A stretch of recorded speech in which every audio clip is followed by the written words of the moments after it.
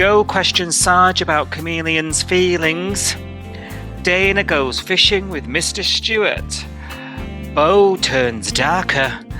And the boys' adventure weekend ends in tragedy.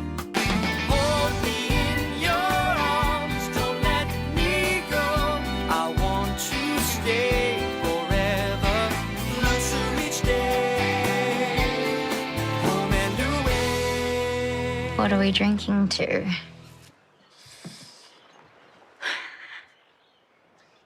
You can drop the act and tell me the truth. What? I know you're lying. I can see where you've been, remember? You told me you were just going to drop Archie's stuff to Marilyn. Yeah, I did. You just have to go downstairs for that. But this says you've been running all over town. I told Marilyn that I would drop her and Archie home. Why? Because she needed the travel card. I didn't want her lugging it all over town. I can't believe you're getting upset about this. Oh, so my feelings don't matter, is that what you're saying? No, I didn't say that. I like to know where you are. That is the whole reason we have these apps on these phones. Well, then if it's going to be this much trouble, maybe we shouldn't have it on our phones. Tell me you won't delete the app. You're really hurting me. Say it. I won't delete it.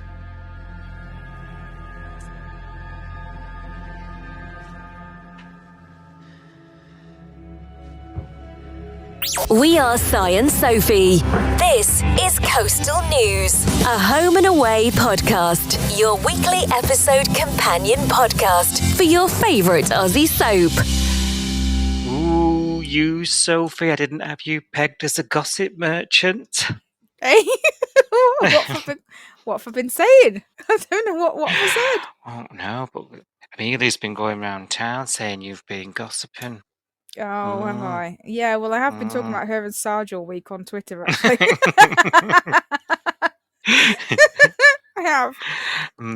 It's true. How are you? Are you okay? I'm all right, doll. How are you? Yeah. Yes. Got there. It's weekend, Friday. Woo. Yay! We made it. Yes. We made it. Yeah, how's it been for you? Good. It's been a good week, actually. There's been some stuff I've really enjoyed this week. I love the fishing. I love the fishing. Even if the outcome of the fishing led into something that I didn't love so much, I still love the fishing. And the Beau stuff, it's getting more interesting. You know, I like the fact that we're getting, like, other people are seeing him for who he really is, and that is exciting to me. Everything's sort of stepped up a notch, hasn't it? We cannot. Yes. No notes for me either, I've got to say. It's good. I enjoy it. We love this, don't we? We love, like... Yeah. So similar. A wrong.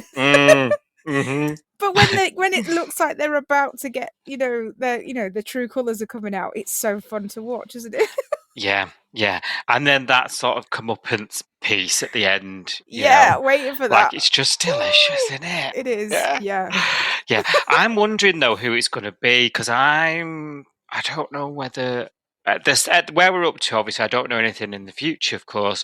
No. But, I don't think it's Harper, I don't know if she's going to lift the lid, I think Remy's going to blow the whole thing out of the water soon. Yeah. I think it's going to get to the point where he's just had enough. He's got nothing to lose by, like, outing everybody.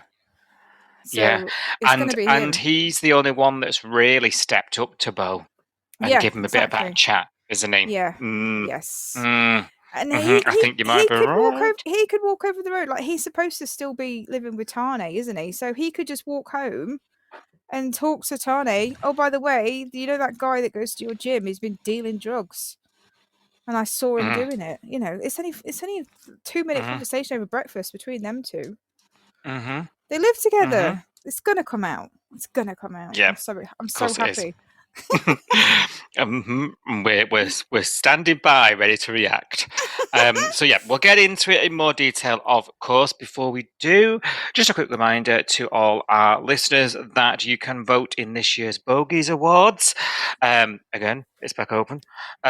Link is in this show notes to our website, coastalnewspod.com. Click on Bogies and vote for your fave storylines, fave exits fave characters, and it's a good chance to sort of decide what you enjoyed this year on Home and Away, and will all be revealed in a big glitzy ceremony this autumn, won't it? So Yay! cast your votes, because it does close at the end of the month. Okie dokie. Ooh. Pick a winner. Pick a winner, and just one, please. Pick a winner, yeah. I went for. I was just trying to do a bogey joke. Oh, pick. Went right over my head, that, didn't it? You know when have you ever caught someone picking the nose and you go, "Pick me Yeah. a winner"? Yeah. I I'm didn't such a see that. child. Yeah, yeah. Such a Well child. done. I like that. Well done. I'm going to give you air claps. Thanks. Right. Right. Should we talk about this week's Home and Away? Go on then. Okay. Sarge is telling Joe she's ridiculous at the top of the week. And we're like, yeah, you just noticed? This line of questioning, isn't it, about something going on between him and Chameleon, and Lacey's like, nah, she's still in love, he's still in love with our mum, he's not moving on, and all this stuff, and basically, I did laugh, because next scene, Lacey's like, oh, you, Amelia, do you love me dad? What's going on, doll? Yeah. I thought, very on brand for Lacey. But yeah, sort of as a sledgehammer. Sarge does find himself chatting to Justin and Leah about it, and I was starting to bite my nails, because I thought, this is all they're doing, really. You and her would have just danced around each other and probably eventually realised and had a chat about it. But it had not been for them two, unbeknownst to you. Leah thinks he's clueless. Justin's like, I need to speak to him. So they go on this lovely walk and talk, don't they? And Justin's like, oh my God, this is excruciating. I think James Stewart plays the excruciating face quite well. I don't know if he knows it or intends it, but I think he does it quite well. And he's basically saying blind Freddie could see that Joe isn't imagining this, like it's a thing. What do you make of this reaction? I feel like this is all a bit blown out of proportion. We then have many scenes about, like, I feel a bit weird about my dad, moving on from my mum, and I'm a bit like, but you're an adult, and I know that's weird, but you're talking and reacting like you're a bit younger than that. We've spoken a lot about the Langhams feeling younger, the sisters, haven't we? And this, to me, felt like a little bit of a younger conversation, like, I'm ready to date again, how are the kids going to take it? That kind of thing. I don't know. It just didn't land with me. Yeah, it feels like you say, it feels like a young person's problem, doesn't it? And these are supposed to be adults, and I think, yeah, they're adults, and also they're not stupid. Like, they are meant to be smart girls. One's a nurse, and Lacey's just really quick and everything. So she is really clever. So they at some point they would have to think, our dad's going to have to move on. Our dad's going to have to start dating again. So it does feel a bit juvenile, but I can understand it's difficult for them, regardless of how old you are. It's going to be difficult to see your parent moving on. Of course you are. Yeah. It's just the way they go about it just feels a little bit kiddie. You know what I mean? Yeah, it just feels a little bit sort of like, because Lacey eventually does come round to it. She sort of says to him, I want you to be happy and things. But, like, I feel like that could have, as an adult, that might have been where you started, actually. Yeah. And then a little bit of the sort of insecurity, and then the memories and things, and things are changing, might creep into your sort of conversation afterwards. Maybe, I don't know. Yeah. I've never been in that position, but I don't know, to start off at the whole, well, dad still loves mum and I don't want anything to change, felt a little juvenile, really. Not that I'm taking anything away from them. Because that is going to be different, and it's going to be hard, isn't it? Because it's just weird watching. It's like replacing my mum, and it's like, it's just weird watching a 20-odd-year-old woman talking about that stuff. Especially that's because they're old enough to know about relationships and know, this is not. She's not going to just, start dating him, move in, and marry him within 2. I mean, it is Home and Away, so who knows? But normally, Normally, you start by going on a date and you just suss each other out, and it may not go even any further than that. So, and they know that, they're both women that have been out with other people, so they know. And also, when I was thinking about this, I was watching that conversation that Lacey was having with Leah in the diner. Yeah. And I'm surprised that Leah didn't mention the fact that you remember when my nephew died and you were dating him, and then I saw you with Holden and I flew off the handle because I was like, you're replacing Theo already. And I was completely out of order to do that, and you weren't replacing him and you were just friends and blah blah blah. But like, is Lacey supposed to just grieve Theo forever as well? I know Exactly. I know it's not the same, because I know her and Theo were together for 5 minutes, and David spent a whole lifetime with his wife. So I know it's not comparable in terms of relationship and love and all that sort of stuff. But it's the same thing, though, isn't it? Like, if your partner passes away, how long are you supposed to wait until you think about moving on? I don't know. I know. Yeah, well, there's no rule book, is there? I suppose is what we're supposed to take from this. But you're right. You've got the receipts, so it's okay for, like you say, you to have an opinion on somebody else, but actually, she should have come at that from a place of experience, really, and so young as well. You think that would have made her understand a bit better. Yeah. I don't know. It just felt weird, didn't it? Just felt weird. Just didn't quite and they work. Yeah, it was a little bit sort of off the center, I think, when it landed. Now, Sarge, the bit that I thought was better was when Sarge asks Amelia for this chat, Salt, and oh God, he doesn't like gossips, only facts, Soph, only facts. And he's like, Justin told me you've got feelings for me, girly, and I thought. Now this is a good character in the making here, because she handled this sublimely, in my opinion. Maybe you'll never be ready, but if I did, would it be such, the worst thing in the world? She asks, and then he is basically stunned to silence, and she just left saying thanks, gets up and goes. Like, I wanted to put my head in the freezer. I was not because of the heat wave, for a change. I was literally crawling the walls at this. It was awful. He said nothing. He just stared at her. I was like, say something, man. Say something. And then she just went, thank you, and left. I was like, oh my God. I mean, kudos to her. She walked out with her head held high. Yeah. She didn't get, hysterical or emotional or anything like that. She just was like, right, I'm going to go, before this is any worse. I think she needed to remove herself from the situation. She I think you would, wouldn't you? Do you know what I mean? I think it's brave just laying that out there. It is. Yeah. Especially when everyone's telling you that it's not a good idea. His kids, his best friends, everyone's going, oh, don't do it. You'll get your heart broken. His hair. Yeah. Now, this whole thing was so mortifying for Sarge that he brings his counselling forward. I mean, and the counsellor's like, well, it sounds like you do have feelings. And he's like, I don't really know what I'm going to do, but I'm never going to forget my life. I was just thinking of you when he shouted that, because I was like, yeah, it's another wife. Listeners won't get this inside joke. But we definitely said that to each other for a good 6 months at some point. Last year, or the year before. So the counselling's got him thinking. He's very, very reluctant to let himself feel, isn't he? There's been a theme throughout this of he's sacrificed for the girls, hasn't he? And this is looking like a turning point in that. As a Sarge fan, are you invested? I am. In his turning point. I hope it hurries up, because I can't do another month of. Because how awkward is it going to be now? Like, now all the cards are on the table. She knows that he knows that she likes him. He knows that she likes him.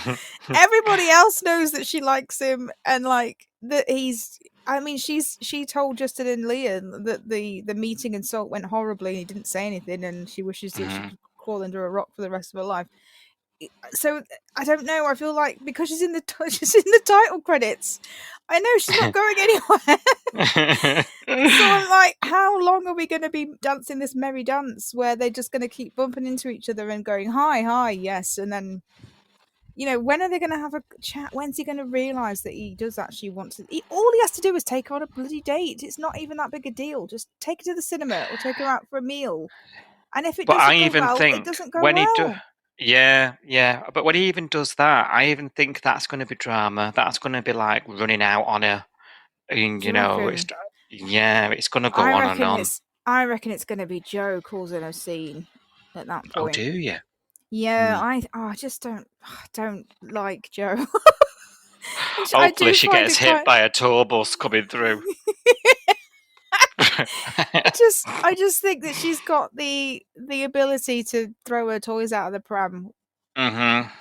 She's so nosy. Like the whole thing about his medical appointments. I'm on top of your medical appointments. I know you haven't got any medical appointments. Blah, blah, blah, blah. Leave him alone. He might be going for a prostate exam and not want to tell you. Like, leave him alone. Like, come on. It drives me, but I would never treat my dad like that. Like, where have you been? Where are you going? I know. Would you want to live there? You don't have an appointment till tomorrow. I know. Okay, God. Just move out, get your own house, and let your dad live his life. For God's sake. I'm glad you're feeling like it, but don't apologise to me because I knocked it to you because I expected you to give a balanced argument. But I'm fine with what you've said. I want him to get on with his life. I don't want to see him tiptoe around everybody else's feelings and not deal with his own because everyone else has got an opinion, and it's driving me mad already. I can't deal with it for another 2 weeks. Yeah, so, and yeah. Hopefully, but I've got to say, I think it's going to be an ongoing thing. Do you? And I think he's going to struggle if there's a move. If they get to a base, I think he's then going to struggle. He's going to be back flashing to times gone by, living in the past, isn't he? So I don't mind him back flashing to Bresniak and the gunshot. He can do a bit more of that. That was good, but I don't know. What do you think? Do you think they'll make a good couple if they eventually do end up together? Do you know? I actually think I think they're popular. If you read things out there, I actually think that should they ever go, and I think they'd be a force to be reckoned with amongst the fans, and actually it might help people like me defrost Sarge a bit, because Sarge, he's cold, he's motionless, he's and in the past, rightly so, you've checked me and said, well, obviously he's just like he's grieving, and it's all, so this might be part of bringing him out of that. I might be wishful thinking, but I think she could be what people like me need to get on board with him.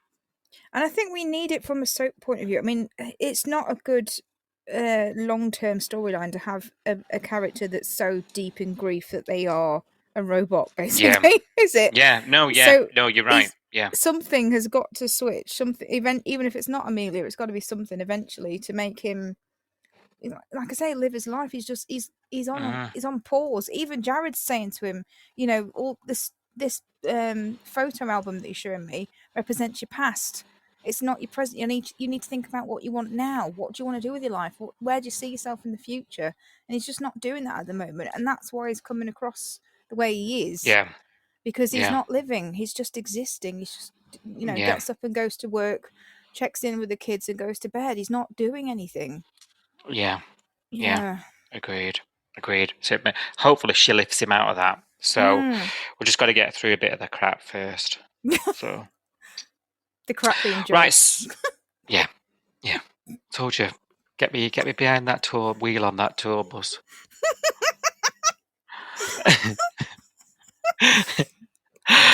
Sol can run itself for a few days, Del. Right, the girls were off. We're off on hollybobs. Well, I'll put it to you straight from the off before we get into the nitty gritty. Would you rather go on girls' night, knowing what it ended up being, or boys' night? Definitely girls. I mean, the girls' plan was a band in the city, wasn't it? Go and watch a band and have some food. Yeah, I'm down for that. What about you? It sort of got scaled back, didn't it? Abs again getting scaled down by the boring girls around her. I don't know why she bothers. Yeah. You know, a girl tries to give an exciting baby shower and they all pull their faces. They weren't going to get on board with your ideas for this, were they? But I would have gone on girls' night as well, just because it's more fun. Yeah. Boys' night, I'd have whinged. I'd have been whinging more than Cash, and that's saying I think I'd have been something. okay with some of it. I don't think I would have enjoyed the camping in the wilderness, even though, oh my God, so I have to say, you know where they went? You know where we saw them pitching a tent and going for a walk and stuff, and they were talking about how it was like so remote. You and I have been there. I recognise the scenery. And I know there's a car park. It's definitely Blue Mountains. Yeah, it's where those three sister things are, isn't it? And there's a car park, right? A massive car park right next to it. Do you know, when I was watching it, I thought that. That's so funny. It was those three rocks that they call the Three Sisters. Three Sisters, yeah. I've got pictures of it on my phone, and we walked up to it's like a man-made walkway thing that's right in front of them, and we stood on that, and we'd only just got off the bus, and the bus was in the car park behind us. It was a massive car park, and then there was like I don't know what it was because we didn't go inside, but there was like a building that looked like they probably had a shop in it or something, didn't it? Do you remember at the side of the car park? Yeah, we were trying to shake that woman. Yes. But we know that's not in the middle of nowhere because we've been there. It's not. Hilarious. It's not. Yeah. Very funny. Yeah. Yeah, it's funny. It looked, I mean, mad scenery. But we're so lucky. When I watched it, I did think that was the Three Sisters, and I thought it's so lucky we've been there and seen it. It's so good. Yeah. It is beautiful. Like, I would go back definitely within a heartbeat. That was probably one of the best days we had where we were there, I think, because we were there. We did all the walking and all the scenery. It was gorgeous. And then we did the sunset thing later on, didn't we? That was amazing. We did, yeah. And we were trusted not to throw ourselves off. Unlike some other people, yeah. Levi definitely wasn't trusted. Anyway. We'll come on to it. But when Abs was saying paintballing, pole dancing, I was like, I'm out, I'm going with the lads. But yeah, I like what they settled on. Boys, however, they're on this adventure weekend, aren't they? Levi's out for blood. I actually thought Levi was so funny. What has gotten up Cash's nose? Come on, I need you to help me with him. I don't know. Because he was downright fucking rude, Soph. I don't know. The only thing I can think of, and it's petty AF, is that obviously he didn't want to invite Levi in the first place, and he got told to. Then Levi found out that he was a pity invite, basically, and then he's made it into a competition. So he's like, I'm going to win everything. I'm going to win everything. So waging bets and whatever. Yeah, I think that's the first thing that got up Cash's nose, but it's so petty, it's not worth getting bothered about. And then the second thing seems to be when they got in the car and Cash turned the music up and drove off, and Levi turns it down. I think it's just a personality clash. I don't think, I don't think it's anything deeper than that. I think Cash is just like, you've made it a competition, you've turned my music down, and now you want to iron your clothes. We're just not the same people. You know what I mean? And he spent a lot of money on this weekend away, and he's wanting to go with his mates, and he's ended up with his brother-in-law that actually he didn't really want to hang out with. That's what it's interesting, isn't it? Well, the whole trip is supposed to be about this, isn't it? And Levi doesn't have any friends, and obviously, like Cat, I think we're going to end up with like Cash realizing that there's more than meets the eye when it comes to him. And there was elements of it where, because they just see Levi a certain way, don't they? And there's that moment where sort of later on, he's telling them about when he was in Doctors Without Borders and some of the cool stuff he's seen and done. And they were like, Marley and Cash were like, oh, right, that, didn't have, that does sound, mad. So I think they've underestimated him a little bit. And I mean, first up is archery, again, underestimates Levi. He's been watching the YouTubes on the way. He knows how to do it. He's been studying. Well, that's so him. This is why they Yeah. don't get on, because like he's a bit nerdy, isn't he, and a bit like uncool for them, and they're all like footy and beer, ooh men, you know what I mean? Yeah. And Yeah. I think this is showing us how different they are, but then it's also showing that maybe there's another way of doing things that they haven't thought of. They wouldn't have thought to watch a YouTube tutorial on the way there because that's too nerdy. You know what I mean? But he watched it and he's smashed it. Smashed the archery. So I think it's funny, supposed to be opening their eyes, isn't it? That not everyone has to be the same. The same to get on. Yeah. Exactly. And it does help. But I tell you, Tanya and Marley were so funny. We're going to drive on our own. We're going to sleep in this other cabin on our own, and we're going to stay away from that hot mess over there. Cash is even like, yeah, I'm going home. Not Cash, Tanya.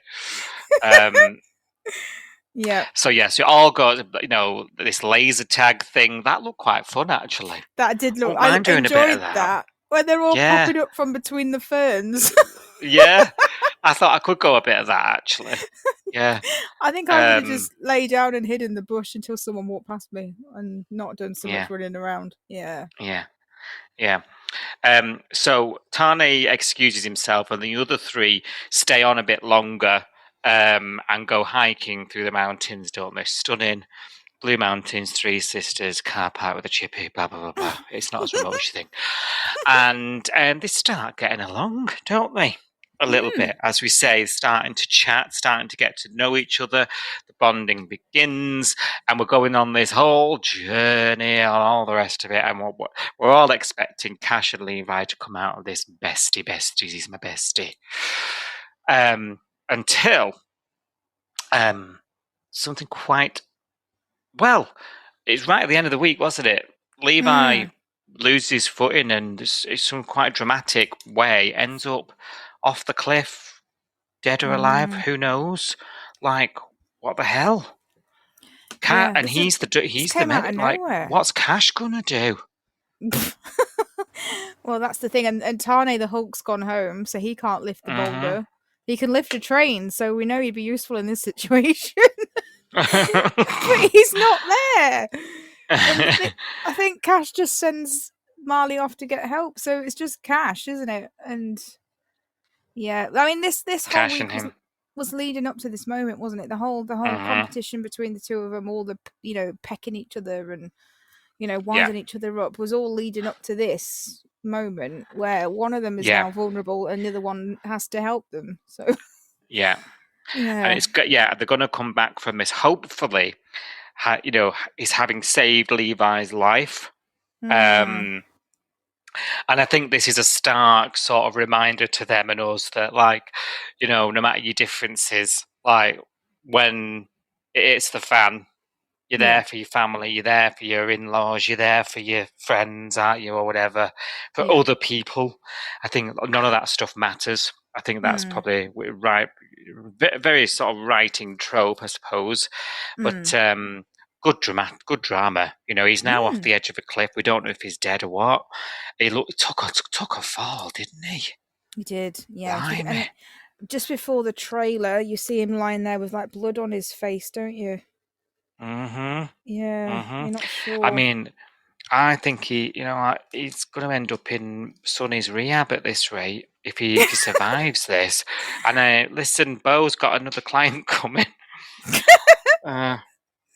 Yes, could be. We'll see. But I actually.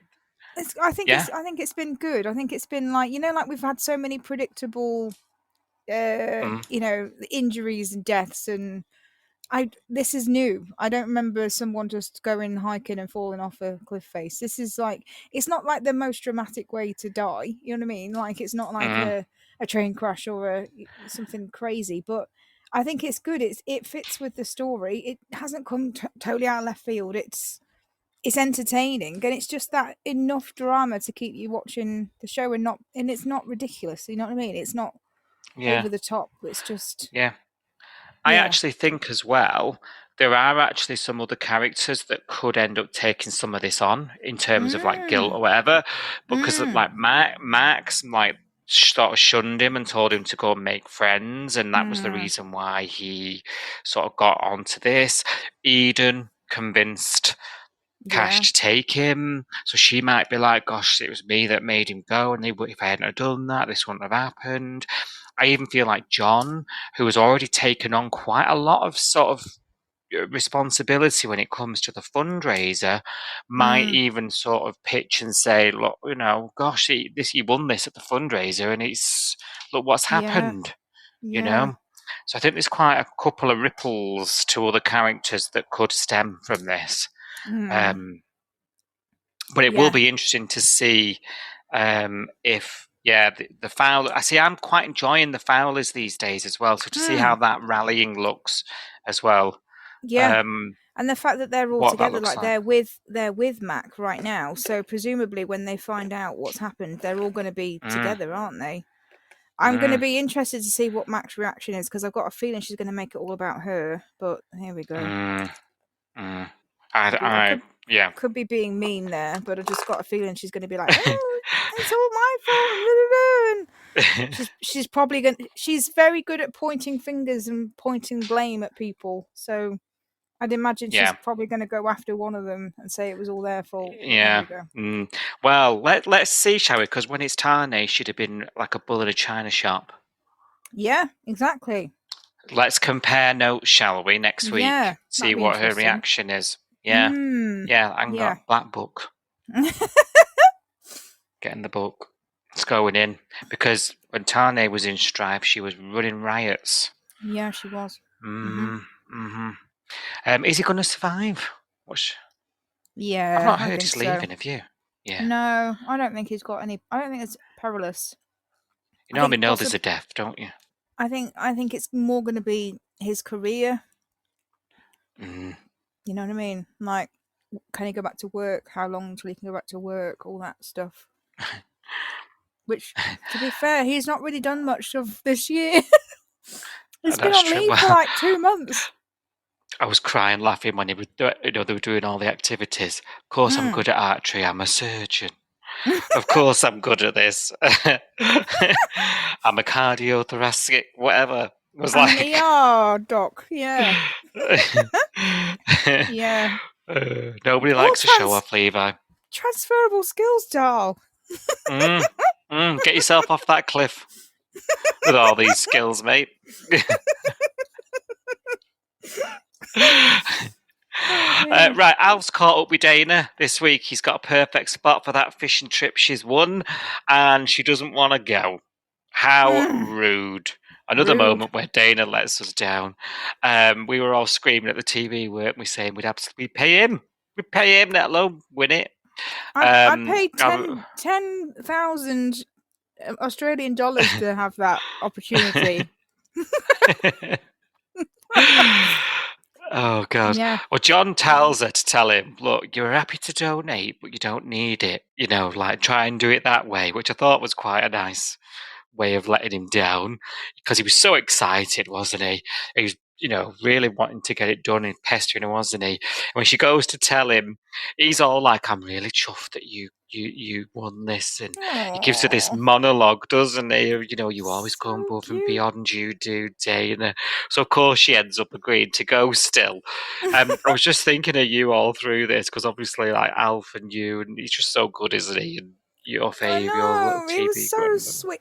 Imagine having that speech said to you. Imagine Alf, Mr. Stewart, saying, like, "Oh, you're so good, you are. You run around looking after everybody. I just want to give back something. I just want to do something nice for you." I would just melt at that. I know. Well, she basically did, because she then was guilted into going, weren't she? So it sort of it did the thing, didn't it? So when she gets there, though, she's loving it. She's feeling very zen, as she says.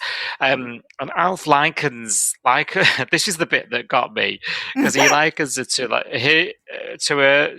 Basically, you remind me of Martha and me when we were younger, you and Sonny. And they get talking, don't they? I'm thinking, what? And he's like, I didn't support her when she needed it. and we lost a lot of years together. And I thought, all right. But she needs to make sure she supports him then, otherwise Sonny's also going to fake his death, pretend he's got split personality and run away for 30 years, yeah? He left that bit out, didn't he? Let's be honest. Yeah. He left a There good was some chunk of the detail story. missing. Yeah. And the fact that he remarried and then that turned out to be him being a bigamist.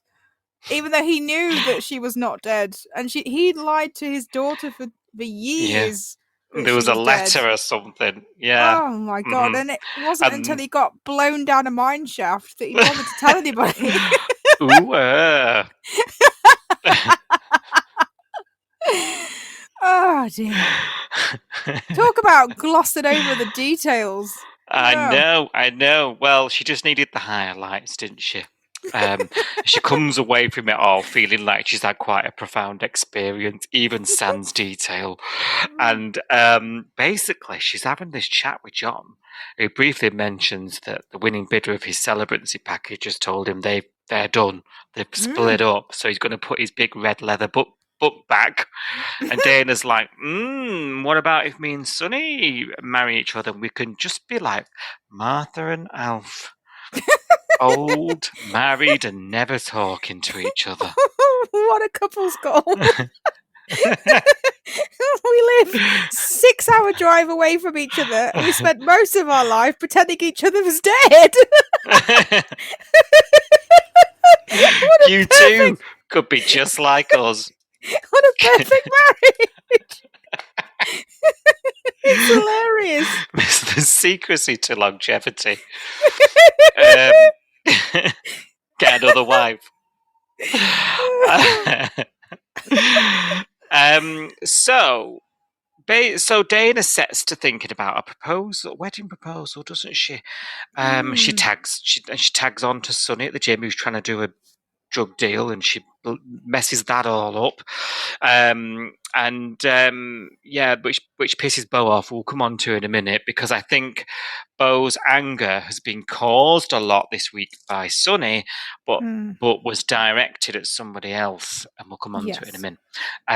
But long story short, Dana sets up the proposal at the surf club one night. Even John borrows her the keys. She sets it all up nice. She's going to do it. She's going to propose to him. She's a modern woman, 2026. And she summons an otherwise busy Sonny, being blackmailed elsewhere, to the surf club. And he doesn't show, does he? And she's really hurt by it. Yes. What did you make of the proposal? What did you make of the whole? Give me your thoughts. The whole, like, in the surf club with the snooker. Yeah, and the text, like, get here at 10 o'clock, and like the whole setup of it, and I don't know how I feel about it. Do you know what? Because obviously he didn't turn up and it's not going to happen, it wasn't right, was it? It couldn't be right. Like, and in hindsight, I think when Dana's calmed down a bit from her heartbreak about it, I think she'll realise it wasn't really very special. You know, like, she thought it was a good thing, but in hindsight, like, it was a bit slapdash and a bit, like, impulsive. Yes. Did she really put effort into it? You could argue not. What about you? Yeah, I felt the same thing. I felt it was, like, the idea was nice, like recreating their first date. She wore the outfit that she was wearing when they played snooker or pool or whatever it was before, and then, you know, that's the place where she's going to do it. But it just felt a little bit not, like you say, not special, a bit low key. And then the fact that she kind of cobbled it together in about an hour and a half, and then texted him. Didn't even wait for a reply or find out if he was definitely coming. Like, you could have rang him. Like, you could have rang for something so important like that. I'd want to know that they were definitely coming, and not just ping a text saying, "Oh, come here at 10 o'clock at night," which is a bit random. Well, she could have installed an app on his phone. Well, there is that, and she'd know exactly where he was at all times. I just, like you, I felt like it was doomed from the start. Even before I knew he wasn't going, I thought, this is not the way to do it. Yeah. No. Yeah, was a bit shit. Yeah, it was a bit. I completely agree. But I think for the storyline and like with my soap head on, it had to be shit because it's not right, is it? They're not right. It's not. Getting married now isn't right because he's in a right mess, unbeknownst to her. You know. Yeah. So I think it had to. It sort of replicates and demonstrates really and reflects their relationship right now. You know, it's full of true. lies. It's not right, is it? So if that was Yeah. perfect, it would have been wrong, I guess. Yeah, true. I like that. If I had my soap producer head on, yeah. I like the analysis. I'm going to go with that. Yes, you're right. Yeah. We're talking bollocks, but we do a lot of that on here, so it's fine. That's my skill set. How rude. Oh dear. Well, when I say this, so like Sonny was at the gym, wasn't he, trying to do this deal he's been sent to because he works for Beau now. And obviously because Dana's feeling a little bit like she's trying to get his feels, isn't she, all day, hanging around him, trying to find out if he's on the same page or whatever. And he ends up missing this drug deal. It absolutely riles Beau up something rotten, doesn't it? He is fuming. And he doesn't like to mess around, does he? He's unhappy because he's got Sonny not, he's losing, his clients are unhappy. He's got Sonny not hitting his targets, let's call it. And then he's also got Harper with this baby in the way that he really doesn't like, does he? He's unhappy that she's had it for 2 days.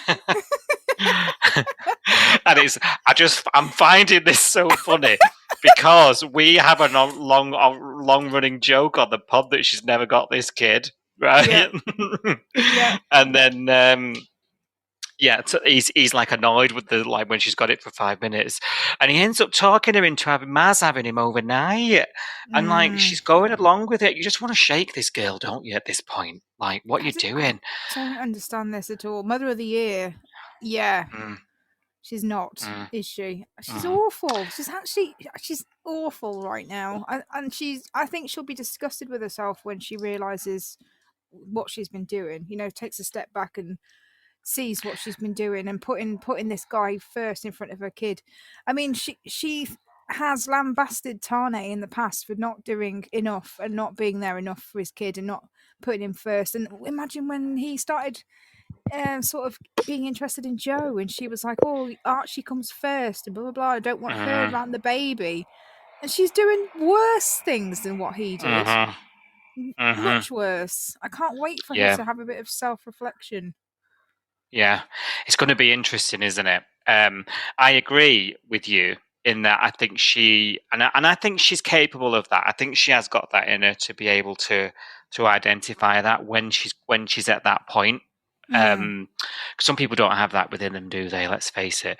No. But what has really stood out to me this week is how easily she's getting manipulated. Yeah. And she's allowing that to happen. And given her career, I know it's easy for us to sort of say, when we're not involved and we step back.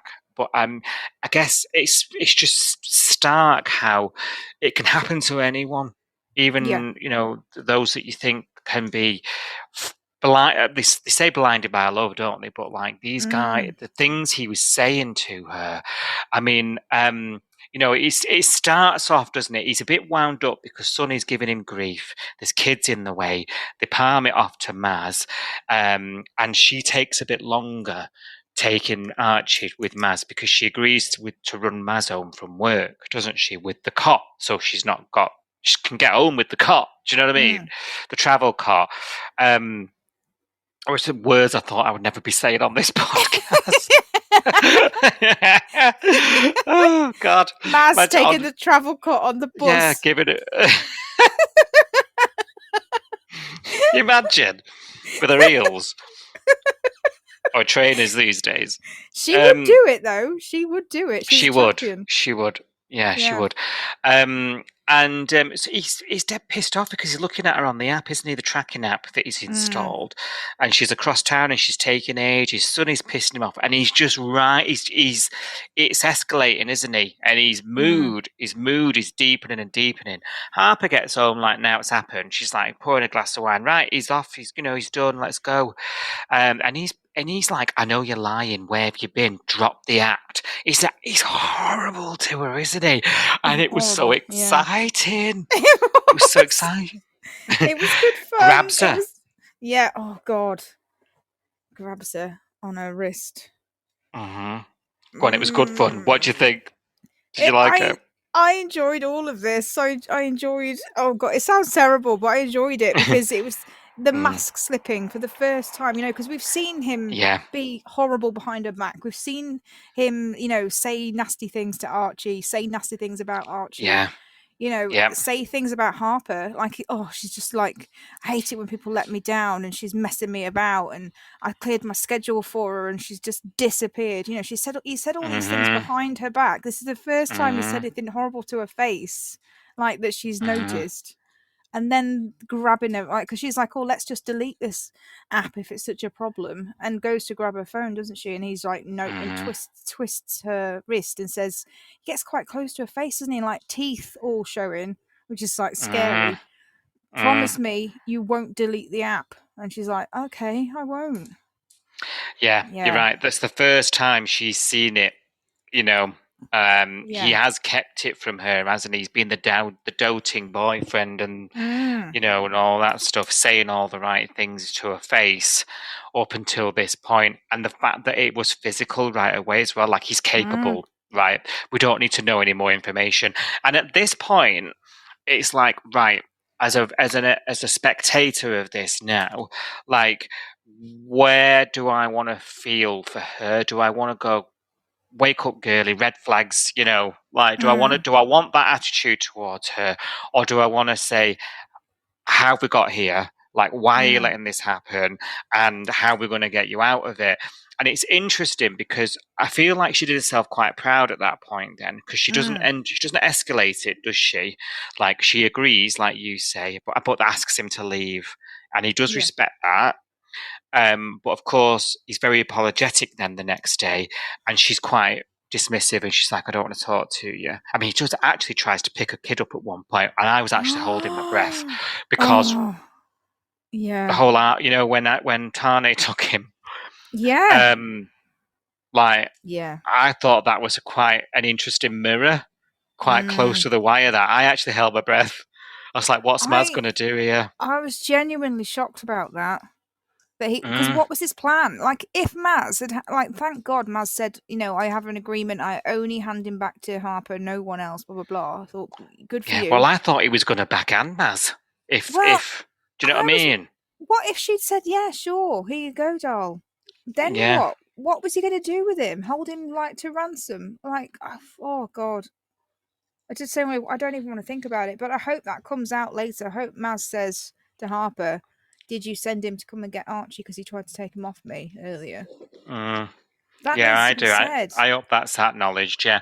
Crucially as well, I think because Tane has taken off with him in the past, that's the only reason that Harper and Maz would have had that conversation. Yeah. And what was Beau trying to do? Like, was he trying to replicate that fear? When Harper, thought that he'd been kidnapped before by his own dad, and she was like, bring him home right now. Was Beau basically trying to recreate her trauma and just scare her? Like, what was his plan? What was he going to do? Yeah.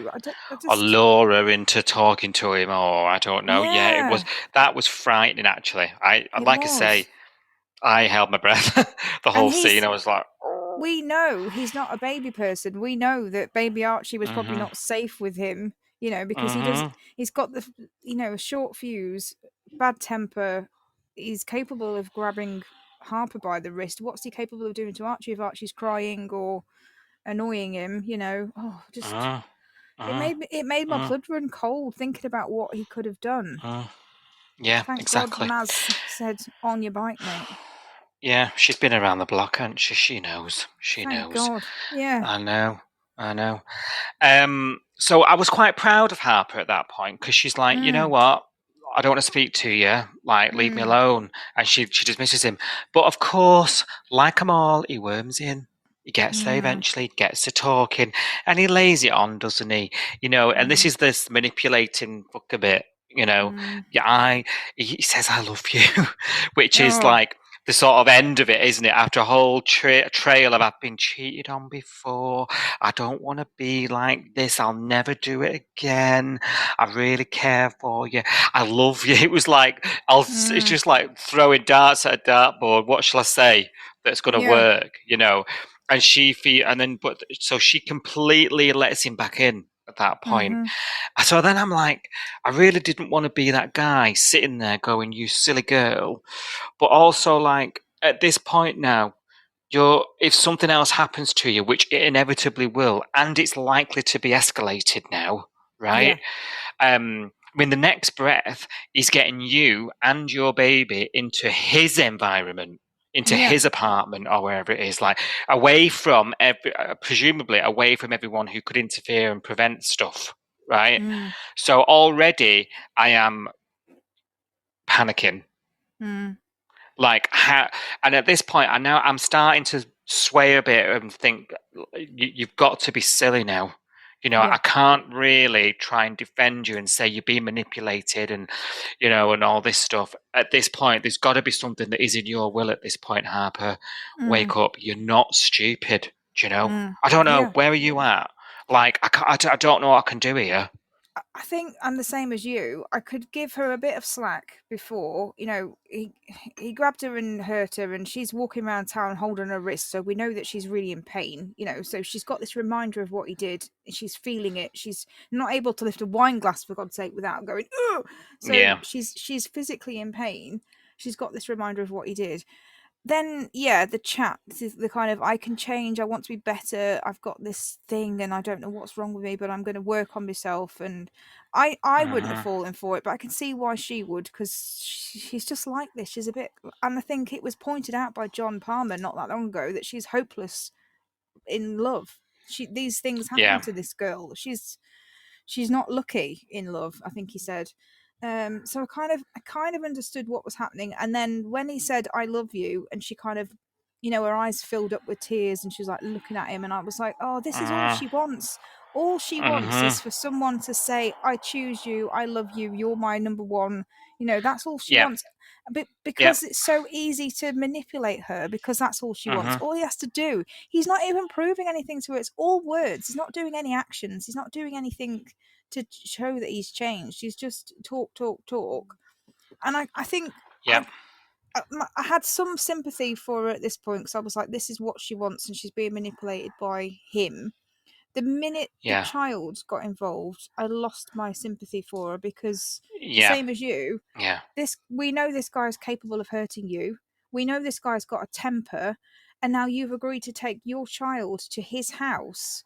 I'm sorry, but she's lost the plot here, because her whole thing since Archie was born was like, Archie's number one, everyone else comes second, we co-parent, we look after him, our love lives are coming secondary to the child, etc., etc.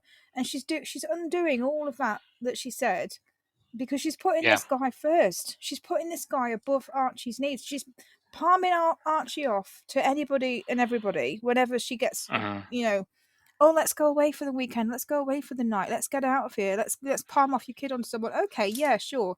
Now he's trying to grovel. He's like, oh, I'll tell you what then, to show you that I'm serious, let's spend a night at my place with the kid. No. No, this is a massive red flag. The guy's just hurt you, and now he wants your baby in his house. Come on. No. I know. Yeah. This is the part with me as well where she's lost me. So she's not putting her kid first. She's not thinking about his safety and his welfare. Practice what you preach. Yeah, exactly. It's making me feel cross. Same. Cross and a bit sick. Like, I'm really worried going into next week. What on earth is going to go on? Is she going to come back? Like, I know that I'm sort of running away with myself here, but like, it's going to escalate, and I'm a bit worried about how. And it'll be we'll probably get demigod Tane to the rescue, won't we? Probably. No doubt. But He's she come is back. He's at come this back point. early for a reason, hasn't he? He's come back from the boys' Yeah. trip early because he Yeah. needs to be around for the plot. Yeah, exactly. Yeah. She's had a warning. She's had a near miss. She's had a bruised wrist. That, especially as she'll have seen a lot worse than this. In her job, she will have seen this. She'll be advising people on this. She'll be, she'll be dealing with people who are going through this, been through this, and she's allowing this herself is just completely blind and crackers, if you ask me. Yeah. She's allowing herself to get it, and I think you're right when you say all she wants is someone to look at her be the most important. She's been second fiddle to everybody, hasn't she? Tane as well. She was absolutely devoted to him, and she was second fiddle to him, and all that, wasn't she? He didn't want her. That's the common theme with her character. So it is consistent, and I agree, and that's probably why it's worked. But I think, like you say, when you've got a kid, it's a bit different, you know. And I think you have to think differently, don't you, when a kid's involved? And you would expect a mother's instincts to be stronger than anything else, wouldn't you? Yeah. Yes. We say as two people childless from our high plinth. I know, but we do have morals and ethics, and we do, don't want to hang around with someone that could potentially hurt a child, which I think he could. Exactly. Crucially, I think he sees that in her too. And last week when I was watching these scenes, I was thinking about what you said last week, because you said something like, if you can remember, why her? Like, she's got a kid and all this baggage and and it was like, you could just do it to anyone at the gym, and we were laughing about Viv, who's gone. But this is why, because I think he's seen it in her. That she's easy to manipulate. That she wants someone to just say these things and it'll work. I think he's some people, he's just spotted it in her, like easy target. Yeah. Sad, really.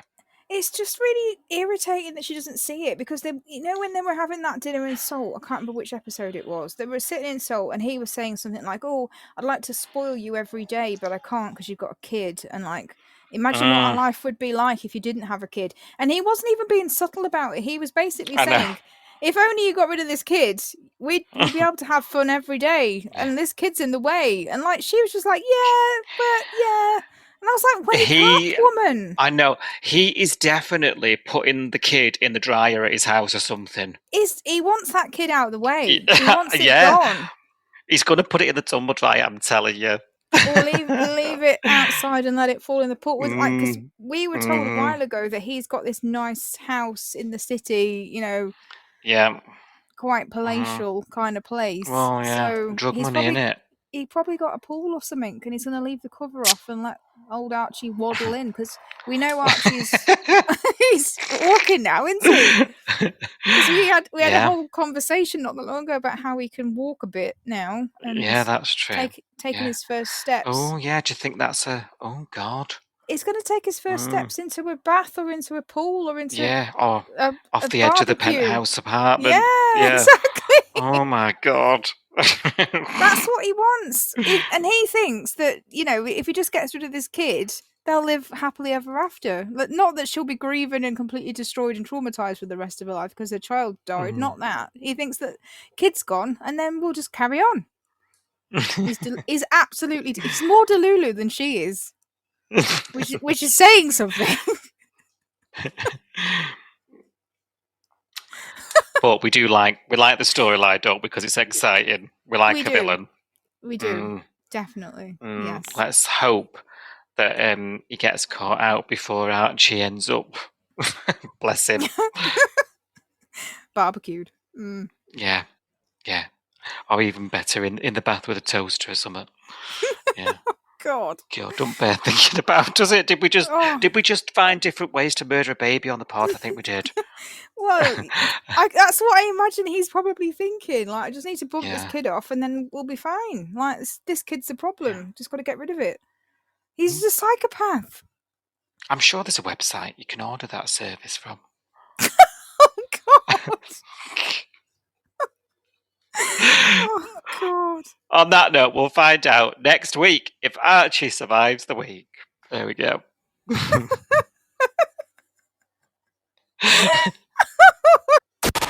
Please take the time to like, subscribe, and review Coastal News wherever you source your podcasts and ensure you never miss an episode.